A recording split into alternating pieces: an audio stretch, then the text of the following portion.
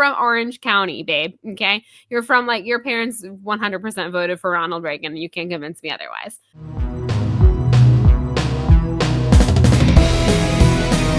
Hello, everyone, and welcome back to Hate Spinnerbait, the podcast where we hate spinnerbait, but we love brilliant or catastrophic.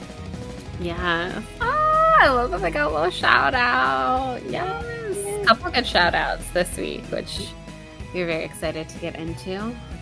100%. Yes. I'm Mikelanne. Watch us on YouTube. With us as always, it's Bethany. With us. Hello. With us. Hello. There's multiple of me. My brain. Same girl, same.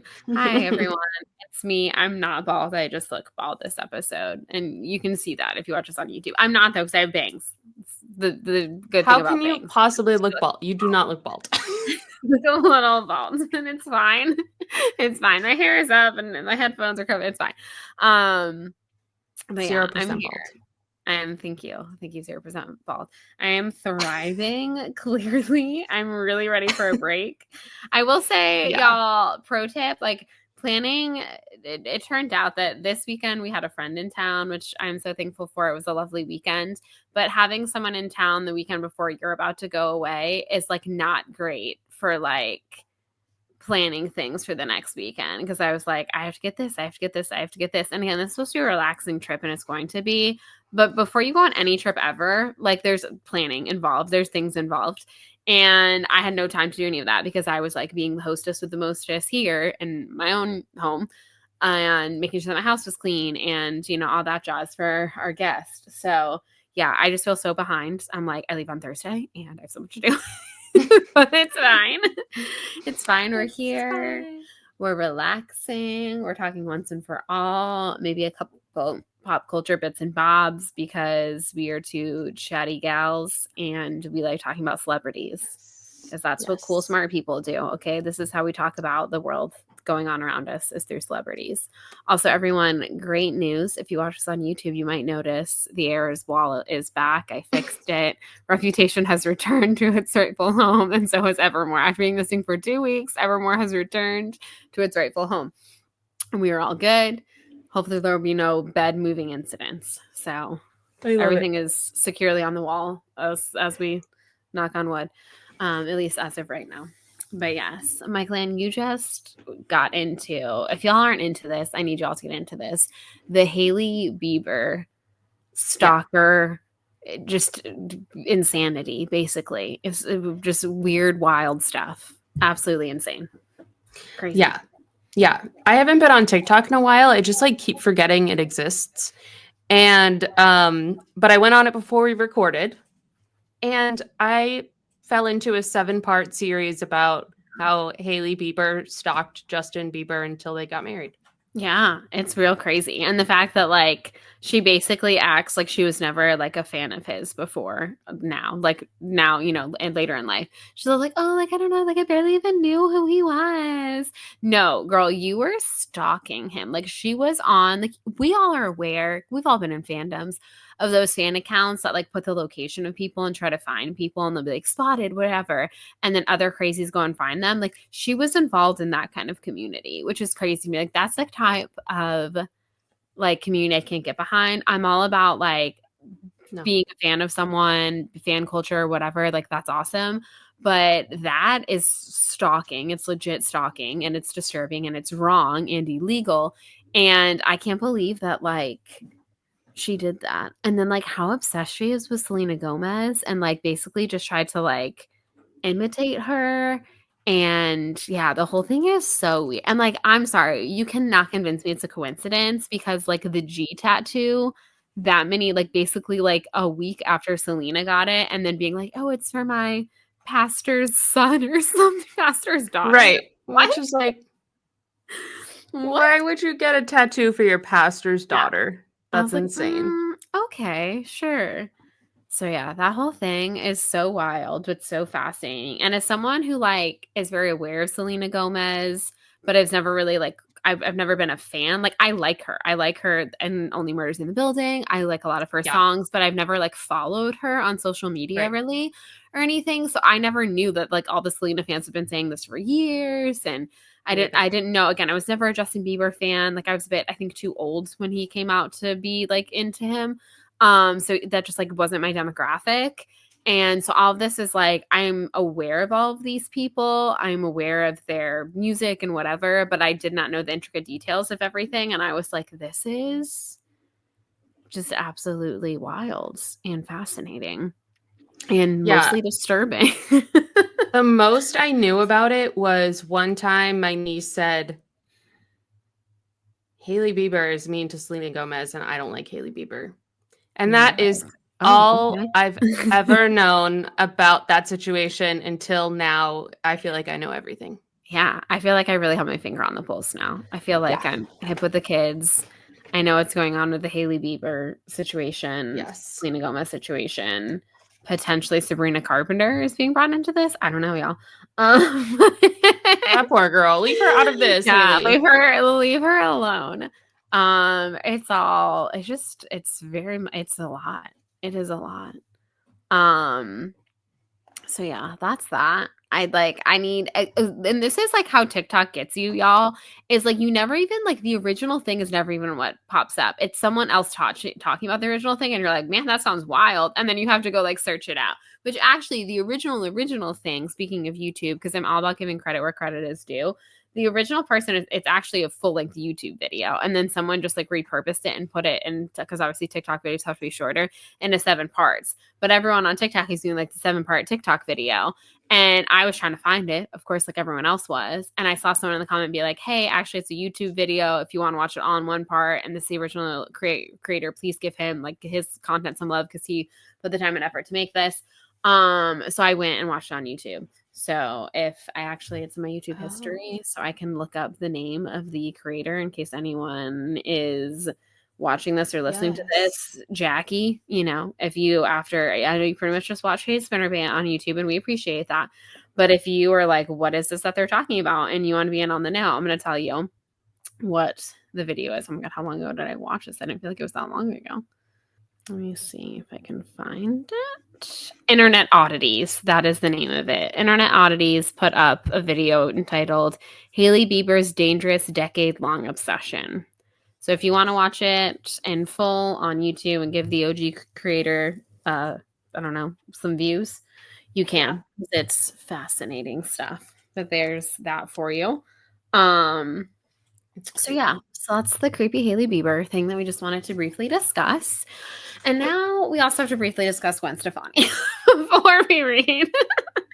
We do. Once and for all, because y'all, this stuff. Okay. So she has like gone very like vocal, kind of like churchy, there's basically like grifty with this like, app thingamabob. She's like basically, following people on social media like Tucker Carlson, and like it's definitely gone very like right wing. And a lot of people lately have been very hurt because so many people that we've grown up, idolizing have kind of like gone to the dark side. Like obviously, going back with J.K. Rowling and some other people recently having, just like, quote unquote, like kind of coming out more right wing or whatever, which is obviously upsetting when you were like, I thought I trust this person. So Gwen Stefani, we have discussed Gwen Stefani on this podcast before. We have talked about some of her weird comments in magazines about basically not being apologetic for cultural appropriation. Like I definitely remember us talking about her one. Like I think it's The Allure. Mikelanne and I both listened to a podcast recently, and I remember when he got to that part, I was like, yes, we have discussed those comments before. And I was like, oh, yikes, Gwen. Again, I'm someone who like wasn't like a massive Gwen Stefani fan growing up, but if you are a millennial woman, like you are aware of her, you listened to her, you liked some of her songs. Like there's just no way. She was inescapable, okay? And Sweet Escape. Okay, yeah, I'm gonna admit it. Like some of her songs are bops. Obviously, I'm Just a Girl was like, considered like quite a feminist anthem of the time. But she's always been problematic. Like, ain't no ands, ifs, or buts about it. Obviously the cultural appropriation, this, that, the other thing. And she's also like definitely been one of those people who I feel like kind of just adopts like whoever she's around at the time. Obviously when she first joined No Doubt, she was dating Tony, and that's when she started wearing the bindi and like all of that stuff, which again, very from jump. Homegirl was culture appropriating. And then all of a sudden she was like, I'm from Southern California and I'm going to start doing kind of like a Latina look. And I'm like, oh, but you're not a Latina from Southern. You're from Orange County, babe. Okay. You're from like your parents 100% voted for Ronald Reagan. You can't convince me otherwise. So anywho, again, I'm not like completely 100% aware of things. But when all this stuff started coming out, I'm a big believer of like, don't believe, obviously, like, trust your sources, do your own research, whatever. Don't believe everything you read. But I saw this one TikTok and this girl was like, let me tell you, as someone who was of a certain age when No Doubt came out, I was obsessed with them. Her parents were like very like liberal, progressive, whatever. And her dad started listening to some of the music and was like, like some of this is very much like, I just want to be a wife. I just want to have kids, which is nothing wrong with that, obviously. But he was like, that's kind of interesting. And I don't know if I want my young teenage girl to be like listening to that and like aspiring to that.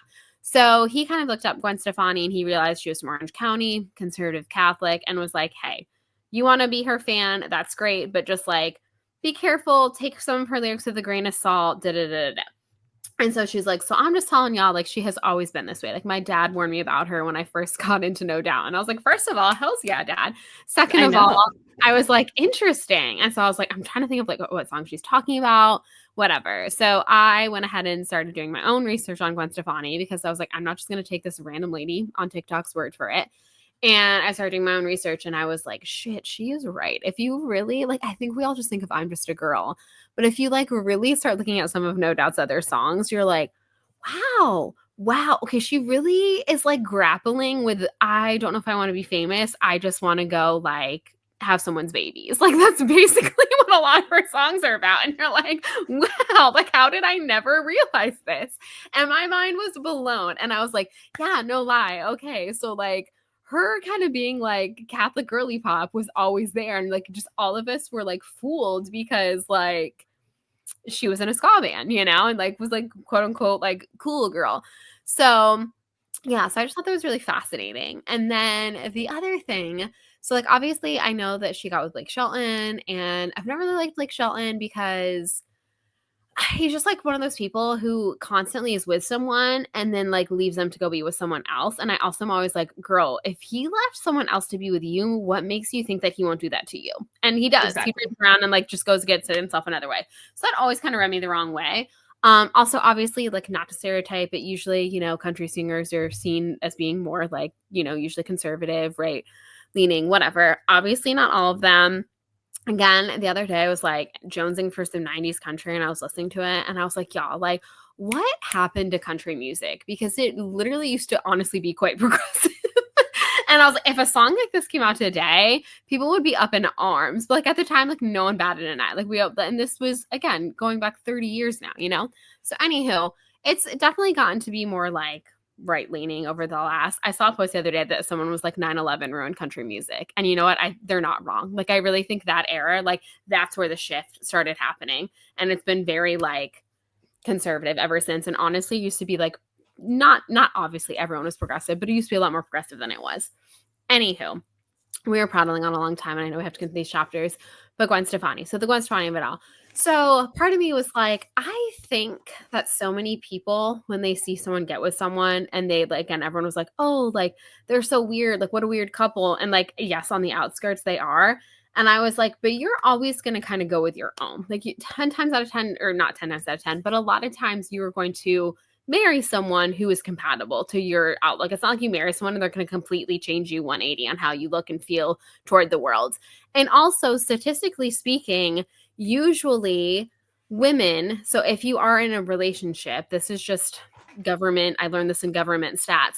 If you're in a relationship, women will usually get men to lean more progressive over time. Like if you were dating a liberal woman or end up married to a liberal woman, you will inevitably become more liberal because women obviously tend to lean more liberal, educated people tend to lean more liberal, so on and so forth. These are just statistics.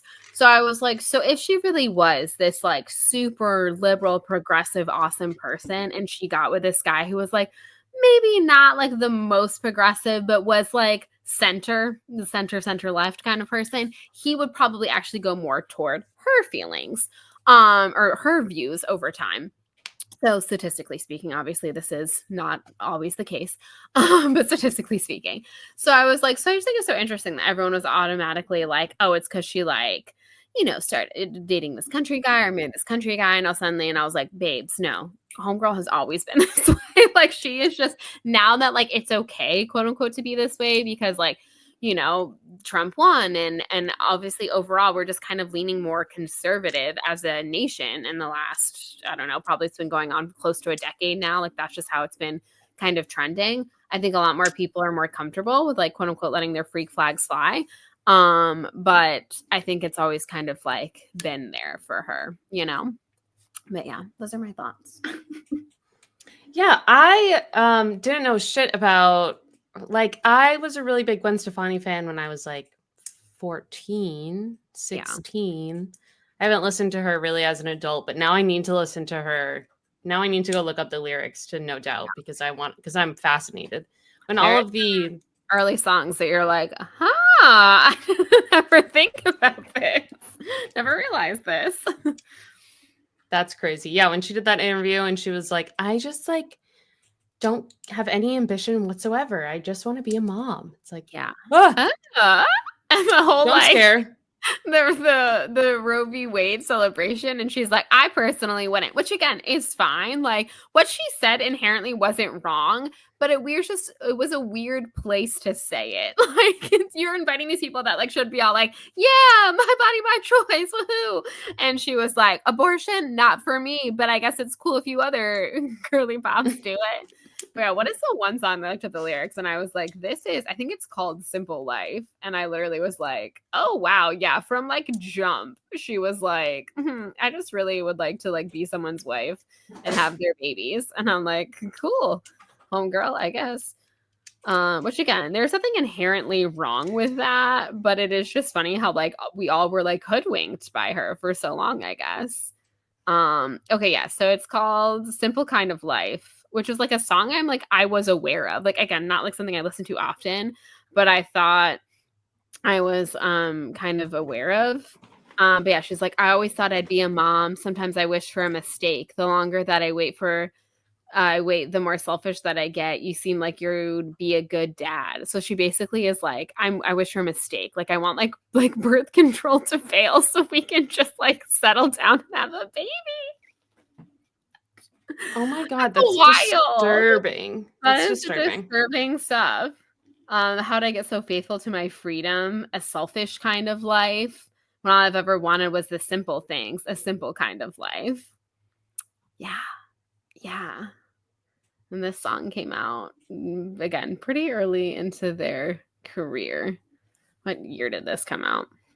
And everyone was just like, okay. I was like, man, no wonder that dad sat his daughter down and was like, listen. Yeah, seriously. Like who you like, but like a girlfriend. I don't know. That's crazy. But yeah, I was like, what? You want to like trap some guy? I want a mistake. So I think you'd be a good dad. What?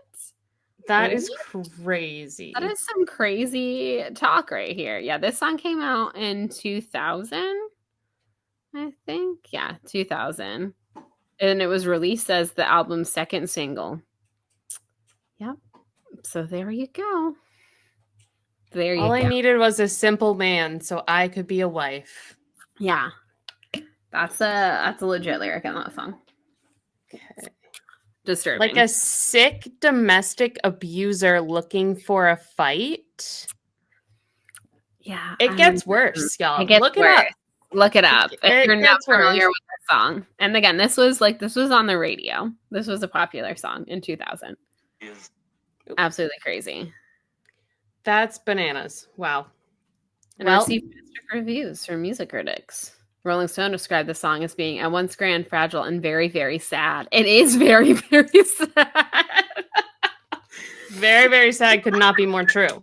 So yes, there you go. That is the story of Gwen Stefani and how, yeah. If you want to hear more, you should listen to the podcast A Bit Fruity. They did a whole breakdown and it was really good. And yeah. But yeah, look into some of their songs, y'all. It'll enlighten you. I was enlightened. That is for sure. It was crazy. Yeah, That's good crazy. for her, I guess. You go be whatever it is that you're doing, pushing a prayer app. Because that's what you need, right? Like, that's what Jesus wanted, was your money. A prayer app that you have to fucking pay for. Yeah. She's prepared this Lent. It's so cringe. It's so cringe. I just got my ashes and now I'm ready. It's like, who oh my God. that? Also, like, who talks about Ash Wednesday like that? Like, as two raised Catholic girlies, no one ever came in and was like, just got my ashes, now I'm ready for Lent. Like, no one talks Right. Like, Right. It's so Also, like, we can all see that you got your ashes, lady. It's in the middle of your fucking head. Okay? It's right there. That's how it works. Yeah. Mm-hmm. It's so funny. It's so cringe. It's so cringe. But yeah, she's truly something. I will say that The Bachelor finale is on tonight at 8 o'clock. God, we gotta get going. We have 45 minutes to wrap up. We gotta go. Okay. Henry, once and for all, Luna, we have been told on our Discord that we are saying her name right, we think. So we're very happy to hear that validation. So yeah, so we think we're saying her name right. She is our girly pop. Her mom used to be a little hippy dippy. Now she's gone corporate. Capitalism, baby, it gets us all. And she's a wedding planner with William. We think potentially our first like real fully fledged gay character in a Dessen novel, but we can't really remember because we think maybe there's someone who kind of was once. Let us know, somebody. Cece. And that catches you up. That's what you missed on Glee. Chapter 2. Let's hit it. We've got a Bachelor finale to watch, baby. We got a Bachelor finale. We're gonna read these chapters. Let's go. So, chapter 2 opens with a classic Dessen best friend, full of life. Yes. Jilly is inside Luna's house looking through her clothes. Her little brother is there and her baby sister Bean, which is Bean short for something, or do we think it's just her name? I'm gonna say that Bean is probably short for something. Short for something, right? Yeah. Okay. I also thought her brother's name is Crawford. Kind of a great name, honestly. I mean, I instantly think of Sidney Crawford, but cool name. I'm into it. What is Frances Bean? Well, her name might just be Bean. Her name could just be Bean. It could be Bean. I know people named like Beanie, like Beanie Feldstein. Oh yeah. Well, yeah. I think her like real name is like Bernadette though, right? But that's like a nickname, right? Yeah. Like my niece's name is Sabine and we call her Bean or Beanie. But it's like her full name is Sabine. So I think it's probably short for who knows. It's the cutest nickname ever. It is, honestly. I've also known a lot of Sabrinas that have gone by like Bean or whatever. So yeah, makes sense. Oh. It's a cute nickname. Yeah. I don't know if I've ever met a Sabrina. Oh, you're missing out. What a great name, honestly. I knew a couple of Sabrinas. And yeah, one of them that I went through a lot of school with, that I was friends in school with, she went by, like a lot of her friends called her like Beanie or Bean. So yeah, great name. Sabrina. Great name. Okay, we need to vote. What are we doing? Yeah, we're off task. We're like, we're going to read these chapters. We are 2 paragraphs in, and we're like, so nicknames, what about them? Oh, Jesus. Okay. We're so good at this. We basically find out that Jilly is like the pseudo parent for her and all her siblings because her parents are running a food truck business, very lucrative food truck business. Yes. So she's kind of always taking care of the kids, which is something to do, I guess. To your children. She says that she wants Jilly wants Luna to come to the bar tonight. Not the bar. It's not a bar. It's just Bendo. It's a club. And Brilliant or Catastrophic, our favorite band from our previous novel, Saint Anything, whoop, whoop, is playing that night. And yep, Jilly is like, come on, let's go. And Luna is like, I am working a wedding. It's not going to be until 10 until I get done.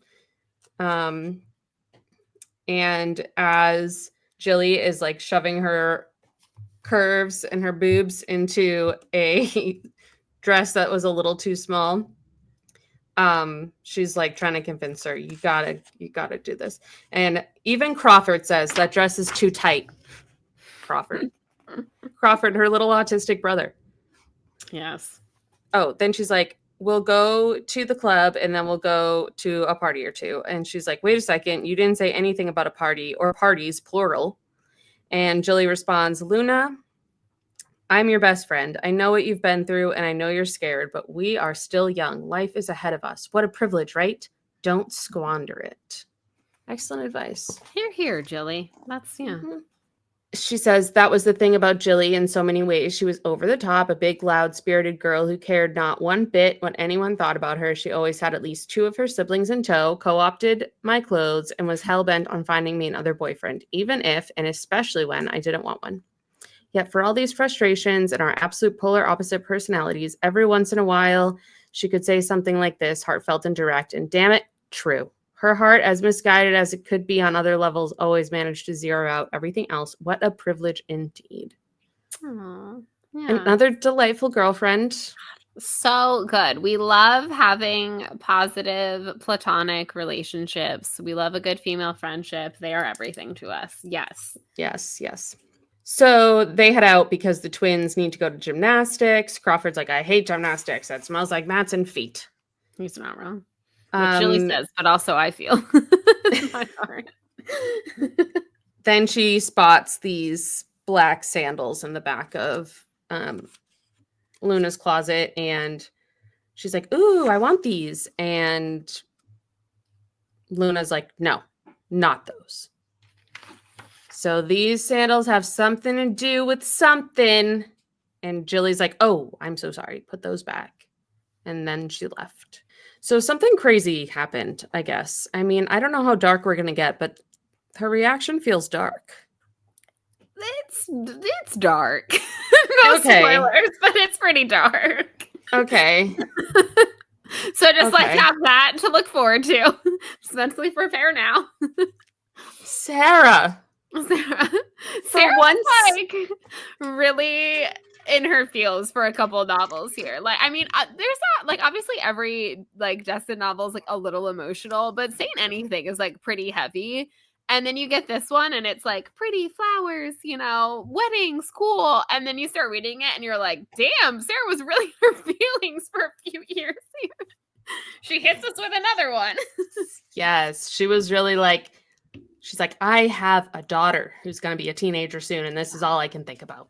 Yeah. You dirty men, it's dirty hands. hands. It's important things, I think, both in Saint Anything and the going-ons of this novel. It's important things that she is discussing, but it does get pretty heavy. Pretty heavy. That 'tis the life of a woman. So true. So fun to be us. So then we fast forward. They're at the wedding. It's actually a third wedding, which they don't love to do, but somebody called in. William's mother's friend called in a favor, and so they had to do the wedding. Right? Yes. Okay, that was this. That's this one. Okay. Yeah. They are just chatting about, oh, I hate a rush job. The wedding is in August, so they're going to be marrying the daughter. The third wedding is then we're going to be marrying the daughter. Yeah. B. She said at one point they're complaining about the short time frame, and William's like, well, you're leaving out a high budget. And she's like, money isn't everything. You can't put on a price. You can't put a price on your sanity. But if you could, they'd pay it. And I love that for them. Yes, absolutely. Get that money. So then we were kind of going through the wedding planning bits, taking their places, making sure everybody's ready. She talks about how, we're going through the stuff. She tells a little story. She like reminisces on a little story about one time somebody fainted, rings were dropped, flower girls and ring bearers went rogue ceremony. And she says this happened once at an event, and we called it the disaster, which I thought was funny.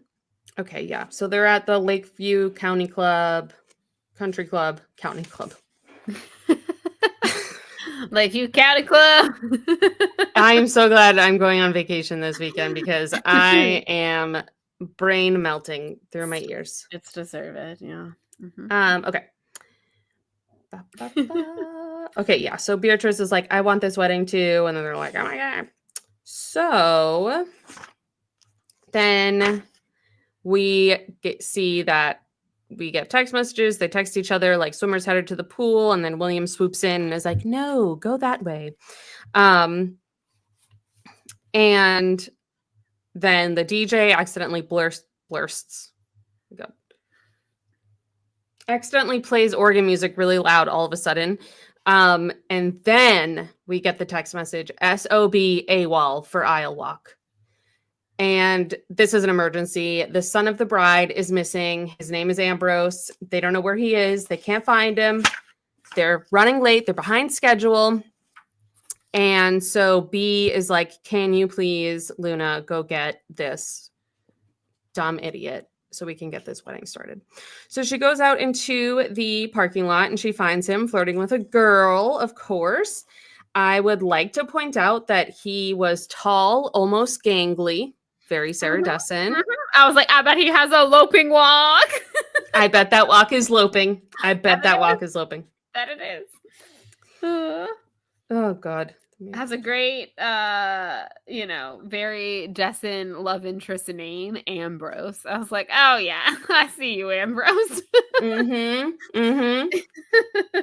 Ambrose and Luna. Amazing. Yeah. I love that. So he's like, oh, you're from the wedding? Like, oh, just give me a minute. And he's trying to like schmooze up this girl. And she's like, you're not getting a minute. Grabs his hand, pulls him. And he's like, whoa, what the hell? She's like, but no, we're going inside. He's like, normally I'd like an assertive girl, but you're coming on a bit strong. And she basically like just doesn't care. And he's trying to charm her, but she pulls him through into the lobby. Mom is immediately on him being like, finally. They finally get in place and then the wedding begins. And I did like the sentence when she describes him. She says, he was like that upside down exclamation point at the beginning of a sentence in Spanish, the mere appearance of which warned of something complicated ahead. Yes.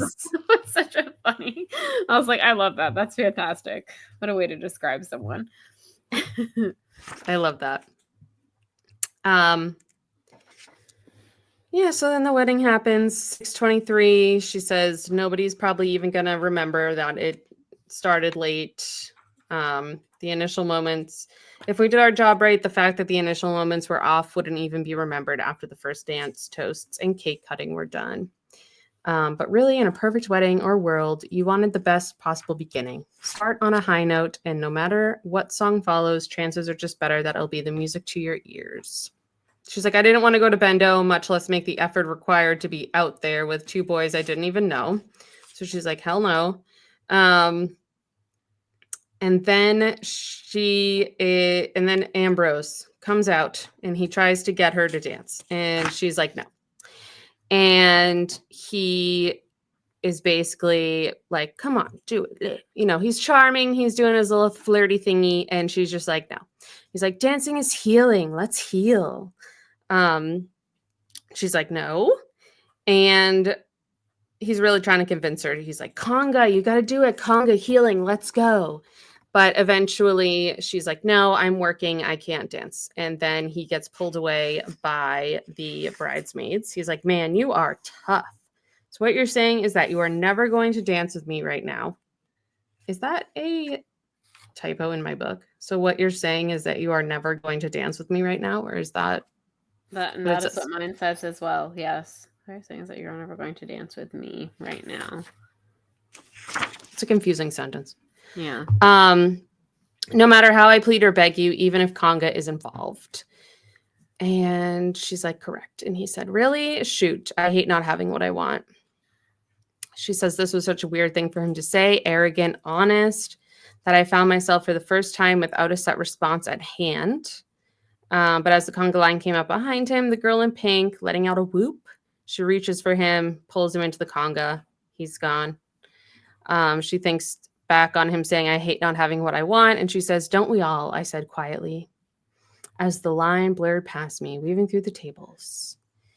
And just like that, I reached the point where the whole thing was too much color and life and laughter, and all I could do was turn and walk away. She's going through something, guys. The colors on the front of this book are misleading for how it's That's a fair statement. Yeah, I mean, if she won't go out for the conga is great. Who doesn't want a conga?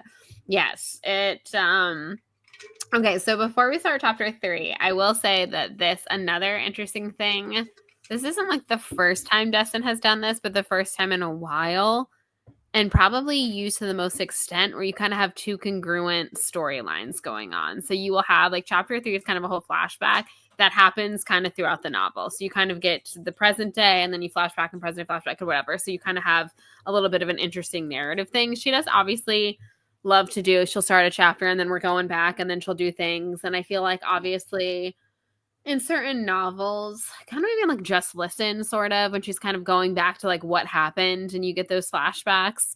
But I feel like this story definitely utilizes it. And this is the first chapter where we kind of get the other part of the story, the before story.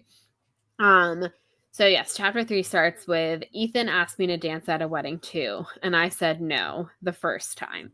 So you're like, interesting. Okay, so we know she's a little clearly brokenhearted. Her best friend Jilly's been trying to get her out. So this is Ethan. We're going to kind of meet Ethan and meet the startings of potentially their love story, so to speak. She says, but that was later in the story.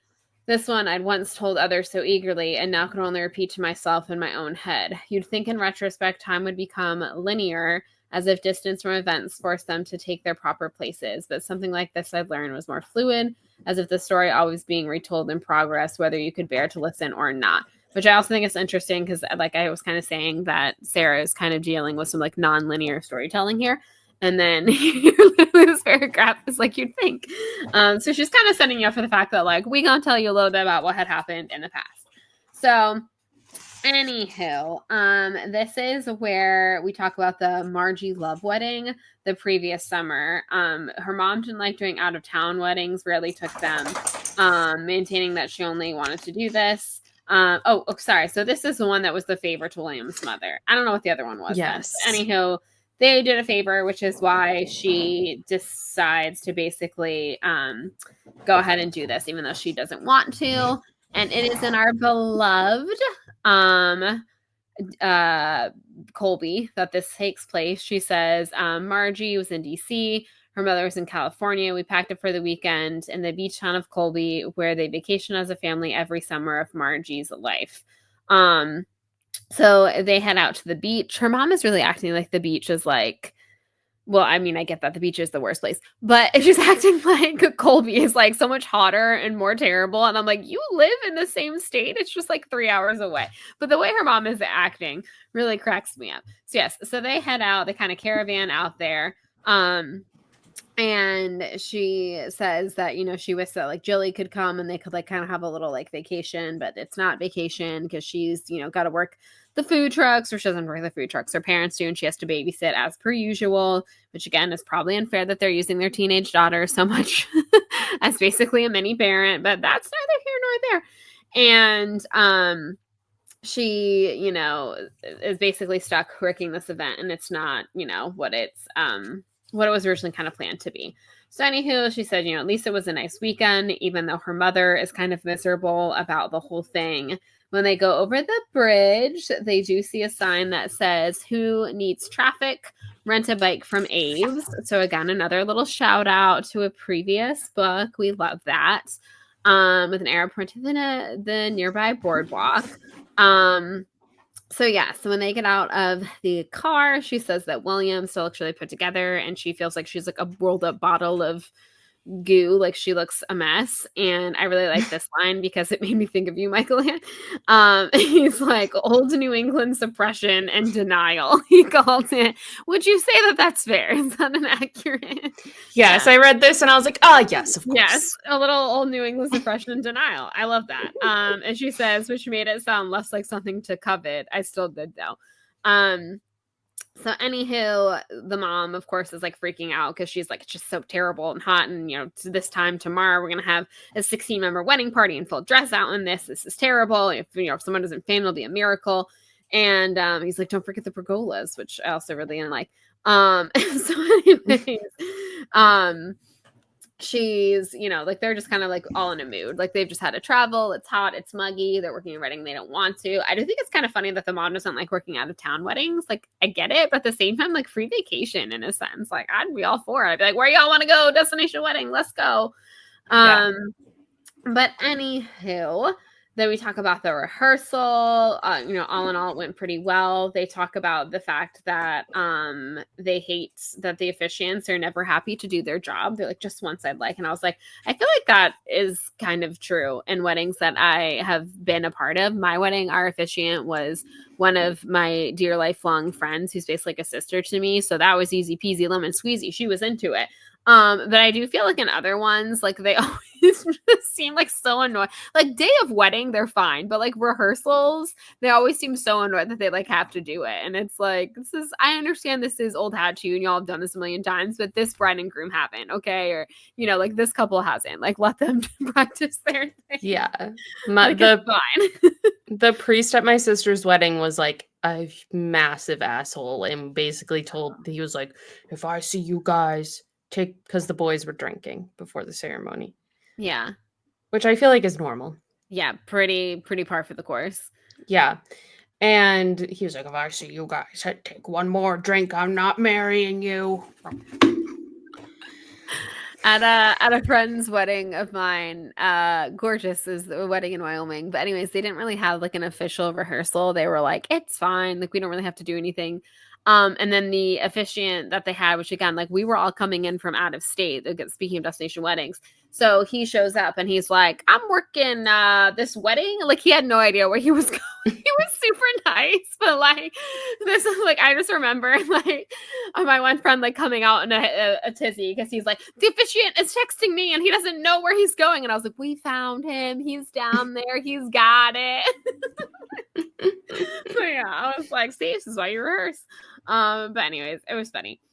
So anywho, so they're at the thing. They're annoyed that the officiants are just kind of like never want to do their job and whatnot. And that night she's texting with Jilly. She basically just goes into the hotel room and is like eating some crackers, watching like basically sounds kind of like a Dateline 48 Hours like murder mystery thing. Who hasn't been there? What woman hasn't just sat around watching true crime? And her sister messages, or her sister, geez, her friend Jilly is messaging her. They're texting about, you know, how bored she is. And she's like, go out there and like have an epic day. Like you're out at the beach, like do whatever. And she's like, yeah, I'll be epic tomorrow, you know, sure. So anywho, we get to the next day and there's little like bits and bobs that they have to do in the morning. There's a bunch of like different like little terms that they have, little like acronyms, very Disney of them. For all these things. They're like, we go to this room and then my mother has everything color coded. And then there's dabs, which is decided at bar. So she has a few things she has to do, which are like weird bits and bobs, 4 black bow ties, 2 rolls of pennies, preferably polished, and a Bible because they forgot the family Bible back home in California. So she has to go to a bookstore to find that. She says she gives some pennies purely out of pity. She just makes it back to her mom and she's like, I got some pennies, like they're not polished. And her mom basically says, that's fine. The important thing is getting them on the cards. And she's like, what are you talking about? And this is where we learn that the groom's mother's name was Penny. She died of cancer when he was 10. They decided to honor her by handing out cards with her name, dates, and a bright, preferably shiny penny to each guest. And so, of course, Luna is like, when the hell was this decided? Like, it's this beautiful thing to honor his mom, and this is the first I've heard of it. So yes, this is where we learn about the dab decided at bar, i.e. like things decided last minute at the rehearsal dinner. And she's like, tell me you're kidding. And she's like, I really wish I was. And I know you're going to hate me, but I now have to have you go out to the printer because it was a rush job to get these cards printed. So I have one more errand for you to run. So Luna is ticked and she's like, I just got in. Like, I've been running around all day. I'm stupid errands. And she's like, it's fine. William's going to polish the pennies. Like, I won't make you do that. And, you know, next year, like when you're off at college, you can have a normal job. Like, I'm so sorry that, you know, you work for me and you can be working at a produce stand weighing cucumbers. Fun fact, Luna's mom, cucumbers are a quantity produce item, not a weight item, just so you know. So you wouldn't weigh those. Okay. Former cashier, thank you. And but anyways, this exchange honestly is like really funny. This is actually like probably the most I've liked the mom this entire book so far, because I just like, she does seem kind of reasonable here, and she's like, you know, I'll let you get off tonight early, like I'm so sorry for this. And like I just kind of like their banter of her being like, you know, just think of the cucumbers. You'll be like selling cucumbers next year when you're off in college. You know, it's I'm so sorry. So it's kind of a cute little mother-daughter moment. At 6 p.m. sharp, our girl Margie walks down the aisle on the arm of her father. Beautiful wedding. After the ceremony, she sat in the BRR, again, another acronym, as the wedding party, and then guests, you know, exited the ballroom. And she's a little annoyed because there's a bunch of these penny cards all over the ground. So she's like, I went on like 8 different errands for these today. I had to beg a bookstore for pennies, and then William polished them, and like no one wants them, which again, like it's a sweet gesture, but like most people probably wouldn't. They'd be like, oh, okay. Yeah. It would have meant more to like give it to the son, honestly, because like that's his, like, you know. Right. But yes, I get it. So anywho, she's in charge of manning the cupcakes, which is, this is also, I do find true. She was saying, like, when it's a cake, no one touches it, no one looks at it. But if it's, like, something that's, like, grab and go, people suddenly start getting handsy. So until, like, the pictures of the cake cutting ceremony happens, like, she's kind of in charge of making sure no one, you know, takes anything. So, you know, the night's going okay, and her mom had kind of promised, like, as long as there's no disasters, like, you know, you're allowed to, like, head off early. And, so, you know, they cut the cake. So that means she's no longer in charge of taking a look at the, you know, cupcakes anymore. And she kind of says something about like her being able to go. And William's like, what? She gets to go. And the mom's like, oh yeah, like her bosses are terrible. So we're letting her, which of course is them. So we're like letting her have the night off or whatnot, which is kind of cute. She talks about the different phases of dancing at receptions. Usually, kids and older people are first to take the floor due to lack of self-consciousness. The second song, you could count on a few of the more tipsy people to join them, often in the form of a clump of girls. I do find that girls are always the first, in my humble opinion. And then younger couples are next. I feel like in today's age, not a lot of old couples do go out and dance, to be honest. So that part didn't ring true to me. The clump of girls, yes. Kids, yes. But yes. So anywho, here we go. She's standing there when the young groomsman, who she had noticed the night before at the rehearsal dinner, who she thought was kind of cute, comes up to her and asks, want to dance? And so she's like, oh, no, thanks. She says he looks surprised, and I realized horrified, embarrassed, and he was like, oh, okay. And then she kind of feels bad because like she thought he was cute the night before, and she was just like trying to be polite, like, oh, no, thank you. Like she's working, but he doesn't know that. So she's like, oh, like I'm working for the wedding planner, so I can't. And he's like, oh, right. No. Oh, okay. Yeah, I didn't realize. And she's like, oh, you know, like it's fine. Like, thank you anyway. And he goes off or whatever. And she says that, you know, he smiled, it changed his face, taking it from cute to outright charming. That suddenly made me wish I could say yes to a boy and a dance, and to also having that chance one night to be away from everything. So yeah, so anyway, so he kind of goes off, and she says that could have been it. And sometimes on my worst nights when I couldn't sleep for all the tears, I wish that it was, because then Ethan wouldn't even have been Ethan to me, but just a guy I said no to at a wedding among so many in a long summer. Nothing more, nothing less, nothing to lose. But obviously it did turn into something, and he didn't end up becoming something to her, as we are kind of aware. But I really like that paragraph because that's like so true in any circumstance. Like we could have all just been like the passersby, someone who asked me to dance with, and I said no, and we would have never known. Like you would have never meant something to me. And that's like, I don't know. That just like really hit me. I was like, wow, that's deep. Like it's really like it's like so true. But yeah, I just thought that was like such a great paragraph of being like that could have been it. Like, and sometimes I kind of wish that it was, you know. And I was like, wow, like that's wow. So that got me right in my feels. But yes, so she checks in one last time. They're all dancing, the power of champagne, like they're all feeling it. And her mom's like, oh my God, they're my eyes. And William's like, they're senior citizens. Like, you know, so she's like, okay, you know, like, can I go? Is everything good? And she's like, yeah, like you're good to go. Oh, sorry. This is where they have the conversation about like her bosses being awful, which is again, I think it's funny. Like, I think her like banter with her mom and William is really good in this chapter. William's like proud of her. He's like, look at our girl ready to go out, like a real teenager, like so proud of her, you know? And she's like, shut up, like I'm headed out. So she heads out and he, you know, William tells her to carpe diem and they point out that that means day. And he's like, carpe night then. Also just a funny line to me. So she heads on out. And so she says, you know, like I could have just gone back. I could have told everyone like I'd had an epic night. You know, I could have just gone to the hotel room, like not done anything. But instead, she goes ahead and decides to go out to the beach.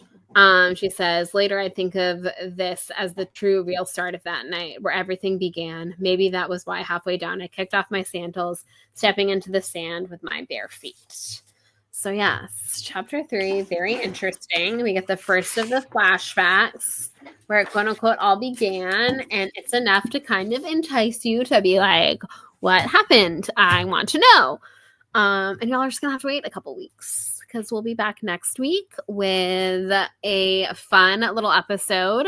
We're gonna have some guests. We're gonna be in the woods. We're gonna be screaming. We're gonna be vibing in the bonds of sisterhood. So you have that to look forward to. And then the following week, we'll be back with the next 2 chapters of Once and For All. Hope you all enjoyed our little foray into some girly pop, some Gwen Stefani, crazy religious lady, and Hailee Beiber being a stalker, scary, potentially lady. And yeah, I hope you also are intrigued what's going on with Luna. Are you also thinking that this book cover is deceiving and this might be a little deeper, darker than you thought? Yes. I will warn you, it is. But very good. So yeah, keep on keeping on. Take care of yourselves. Go watch The Bachelor or whatever it is you so choose to watch. And we will chat with y'all real soon. Bye.